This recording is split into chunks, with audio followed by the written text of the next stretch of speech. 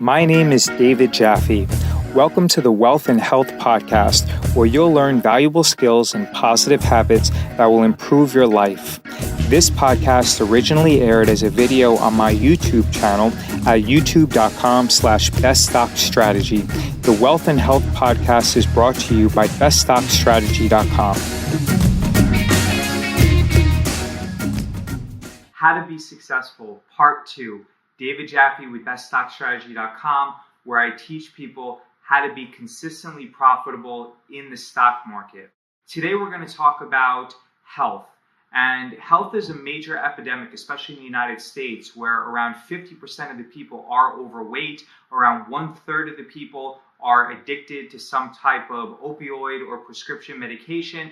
And I generally feel, even though there have been increased exposure on suicides, mainly by celebrities, so that's shine the light on overall health, I definitely think that healthcare is something that is not given as much attention as it should, because the reality is that if you're not feeling right, either physically or mentally, you can do all of this self-evolution and self-actualization and improvement that you want, but it's not going to matter. If you can't wake up, function well, think clearly, and be healthy, then nothing else matters. So I want to discuss a few minimum viable steps that you can take in order to substantially improve your health. The first thing is food. And the reality is, some of the major things that you can do is not eat processed food and also reduce your carbohydrate intake.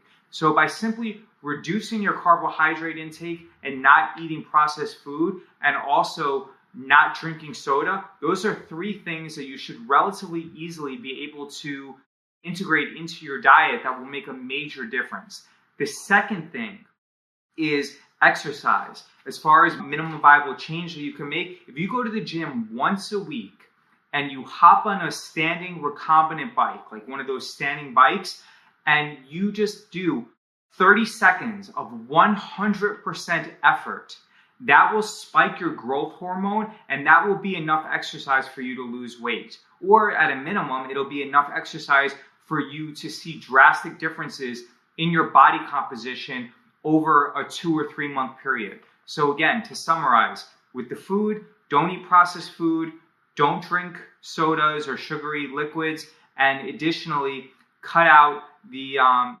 packaged food, the processed foods, and try to limit the carbs. From the exercise perspective, if you just go to the gym once a week and for literally 30 seconds, you just give 100% effort. So you burn through and you fight through the lactic acid buildup and the cramps, just 30 seconds, 100%, it'll spike your growth hormones, and that'll be sufficient. The third thing is to avoid medications. Now, this is something that I actually know I have a lot of experience with this because I have suffered from OCD and depression in the past. In fact, when I graduated from university and I started working as an investment banker, my fellow bankers were actually calling me retarded because at that time I was taking some very strong antidepressants and some very strong psychotropic medication. I remember I was taking Zyprexa and Geodon and things like that, and those things just messed up my mind to such an extent that I could not think clearly. But the reality is that once I recognized that I can't rely on medications as a crutch, I started doing a lot of research. And Google is your friend. You have more information at your fingertips right now than anyone else has ever had, in the past. Use that to your advantage. Do not rely on other people to be in charge of your health. Take control over your health, and if there's something that's bothering you, at a minimum, I'm not saying that you shouldn't go and consult with medical professionals. I'm not saying that at all, but what I am saying is you should at least go to Google, educate yourself, and then make an educated decision on at least know what your options are. I know for me personally, being told that I'm retarded by my fellow coworkers did not make me feel good, and then taking everything from Geodon, Zyprexa, Paxil, Anafranil, Abilify, etc., it just had a very deleterious effect on my ability to think clearly.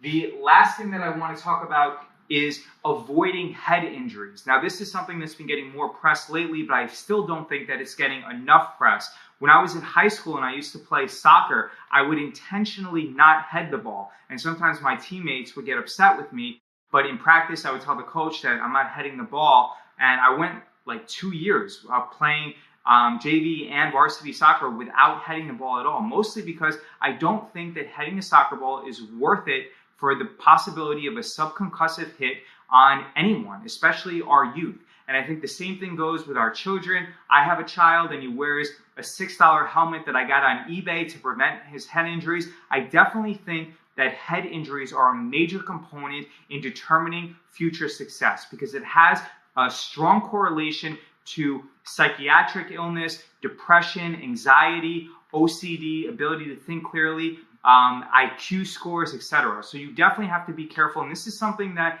is extremely avoidable. So by you just simply not allowing, and I'm not saying that I'm like against MMA or anything like that, because a lot of those sports, they teach discipline. It's an outlet for people. But what I am saying is just educate yourself and then make a conscious decision. And if you're big into MMA, there has to be a way that you can do MMA, but at the same time limit the head injuries, perhaps wear headgear or things like that. So to summarize from yesterday, remember that we need, in order to be successful, opportunities, hard work, and a positive mindset and maintenance. And this, both the mental health, which I'm going to discuss tomorrow, and also the physical health, this gets more into both the opportunity and the mindset. Because remember, if you're not healthy, there's no way that you're going to have the opportunity to actually work hard and possess the mindset necessary in order to be successful.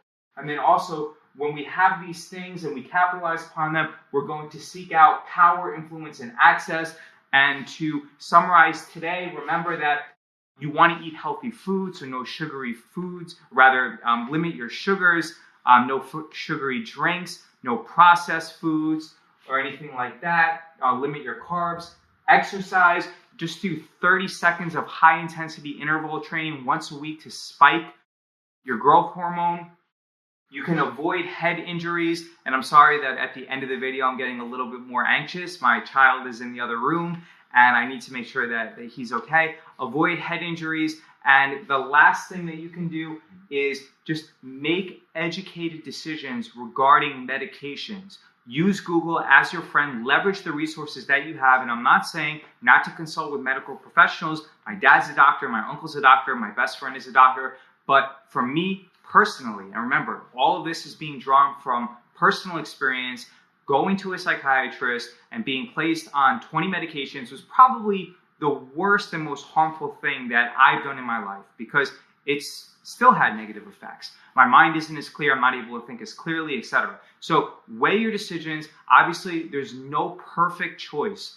Don't expect to be perfect, but expect and commit yourself to make progress. Once again, this is David Jaffe with davidjaffe.com. Subscribe below, like, comment, leave me any questions, I'll respond. And if you have any questions that you have, let me know and I'd be happy to answer them. Thank you. Visit beststockstrategy.com and submit your email address to receive valuable free training. Please give this podcast a positive rating and review. If you have any questions, visit beststockstrategy.com and send me a message.